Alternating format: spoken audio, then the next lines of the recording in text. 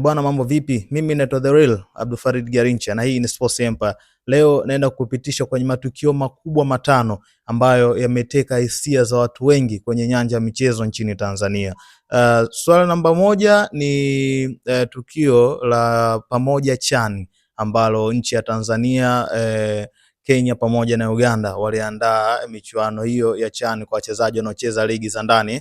Ni michuano ambayo ipo chini ya CAF. Michuano hii bwana, kuna vitu vingi ambavyo tulijifunza. Kwanza, ufunguzi ulifanyika katika ardhi ya Tanzania, kwa maana katika uwanja Benjamin Mkapa pale jijini Dar es Salaam. Watu wengi waliweza kuhudhuria. Kulikuwa na vitu vingi sana ambavyo vilifana. Tuliona nyomi la watu namna ambavyo vilikuwa siku ya ufunguzi, mpaka kuna watu waliwalazimu watazame mchezo nje kutokana na taratibu za kafu, lakini pia idadi kubwa ya watu ambao walijitokeza. Kwangu mimi naamini ilikuwa ni moja ya matukio makubwa zaidi, ufunguzi wa CHAN Pamoja CHAN kufanyika nchini Tanzania. Sio hivyo tu, Wizara ya Habari, Utamaduni, Sanaa na Michezo wakaandaa pale Singeli Festivals, ndio watu wakaruka sana pale, ikiwa ni sehemu ya kuendelea kunogesha michuano ya pamoja CHAN. Lakini pamoja na hayo, bado timu yetu ya Tanzania Taifa Stars iliendelea kufanya vizuri kwenye michuano hiyo ya pamoja CHAN. Kwa nadhani ni moja matukio ambayo siwezi kuyasahau kwa mwaka 2025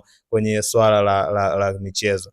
Lakini tukio namba 2 ni dabi ya Kariakoo ambayo ilihusisha vilabu vya Simba na Yanga, iliyotakiwa ichezwe Machi 8 mwaka huu 2025. Kwa nini hili swala nimeliweka kwenye moja ya matukio ambayo yameteka hisia za watu wengi? Unajua kwenye michezo mpira wa miguu ndio moja ya michezo ambayo inapendwa sana Tanzania na barani Afrika.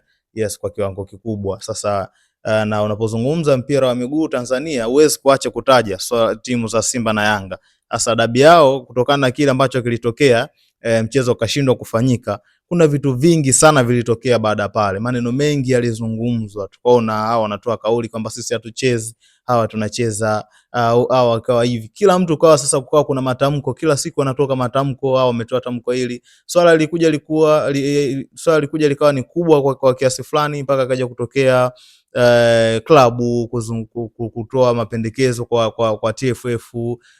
Hawa wakasema kama mechi kibadilishwa tena tarehe sisi hatuchezi. Hawa wakazungumza. Kwa kuna vitu vingi ambavyo vilitokea, lakini mwisho wa siku mechi ilichezwa, ikawa ndo mechi ya mwisho ya kufunga ligi, kwa maana mechi ya mwisho ya ligi kuu soka Tanzania bara. Kwangu mimi na mimi ilikuwa ni moja ya matukio ambayo yalikuwa yanafikirisha, kwa sababu kila siku kilala ukiamka unakutana na kauli mpya, unakutana na story mpya ambayo inahusu swala la dabi ya Kariakoo ya Machi 8. Kwa hili ni moja ya matukio ambayo siwezi kuyasahau kwenye nyanja ya michezo kwa mwaka huu 2025.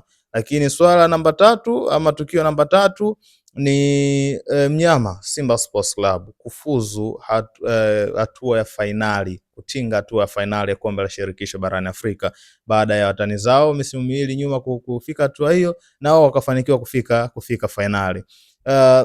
Kwanza Simba kufika finali, kwangu mimi kwa umri wangu sijawahi kuona timu ya Simba kufika finali hiyo. Nimeshuhudia Dar es Salaam Africans, lakini sijawahi kushuhudia Simba kucheza finali. Hayo mengine tunahadithiwa tu huko nyuma kwamba bwana walicheza Biola Cup, walicheza si nini, wakafika nusu finali, wakafika finali, lakini hii ilikuwa ni mara ya kwanza kuona Simba wakiwa wanafika. Kwa hiyo nadhani ni moja matukio makubwa, na kilichonifanya nione hili ni moja matukio makubwa ni namna ambavyo wamequalify kutoka quarter final kwenda semi-final, semi-final kwenda final.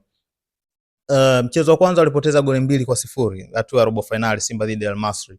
Wakaja kupata wakafanya comeback hapa, mchezo unaenda kwa aggregate goli 2-2, unaenda kwenye changamoto ya mikwaju ya penalty. Kwenye changamoto ya mikwaju ya penalty bwana, kuna saves ambazo alifanya Pinpin Kamara. Sasa jaribu kurejelea lile tukio, alafu unamuona msemaji kama Ahmed Ally akiwa analia jukwaani, yani haamini timu imequalify kwenda nusu finali. Nusu finali kuna tukio pia ambalo lilitokea la Jean Charles Ahoua. Kuna pamoja na kwamba yeye ndo alifunga goli la ushindi, lakini kuna nafasi aliipoteza, watu wakazungumza sana, hawakuweka akiba ya maneno. Isivyo bahati ama ilivyo bahati kwake, isivyo bahati kwa watu ambao walizungumza sana, lile goli ndo likao limewafanya Simba kufuzu kwenda hatua ya finali. Wakaenda kukutana na best team RS Berkane, Yusuf Dayo kwenye ubora, nadhani ilikuwa ni moja ya finali bora na vitu vingi tuliweza kuvishuhudia. So kwangu mimi nadhani Simba kufika finali ya kombe la shirikisho barani Afrika ni moja ya matukio makubwa ambayo hatuwezi kuyasahau, ama mimi siwezi kuyasahau kwa mwaka 2025. Tukio namba 4 ni tukio linalomhusisha Walidi Mzize, Clement Mzize, ambaye bwana amefanikiwa kutoa tuzo ya goli bora la mwaka msimu 2024-2025.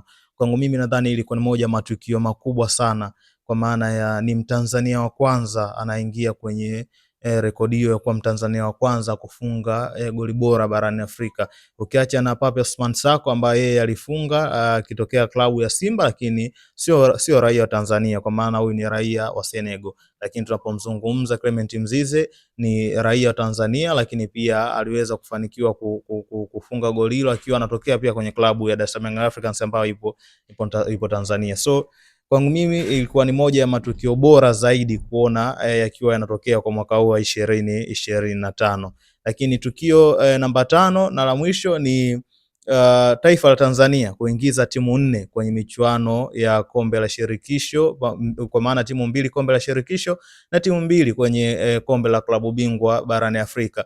Hii ni moja ya hatua kubwa zaidi ambayo tumefanikiwa kuipata, na moja ya matukio ambayo watu wengi tulikuwa tunatamani kuona ikiwa yanatokea, kwa maana hizi timu ambazo zinaweza kushiriki tofauti na Simba na Yanga, basi tuzione pia nazo zinafika hatua ya group stage, robo finali na huko hatua nyingine. So kwangu mimi naweza nikasema ilikuwa ni moja matukio bora kuona yanatokea, kwa sababu kuna heshima ambayo inapatikana ndani ya taifa, na haya ni baadhi ambayo mimi naona yanastahili kuingia kwenye 5 bora ya matukio bora ya mwaka 2025. Wewe unaona ni tukio lipi na lipi unatamani ningekuepo, ama ni lipi unaona lina deserve ili kuingia kwenye 5 bora, na lipi unaona li deserve kuingia? Mimi naitwa The Real Abdul Farid Garincha na hii ni Sports Empire.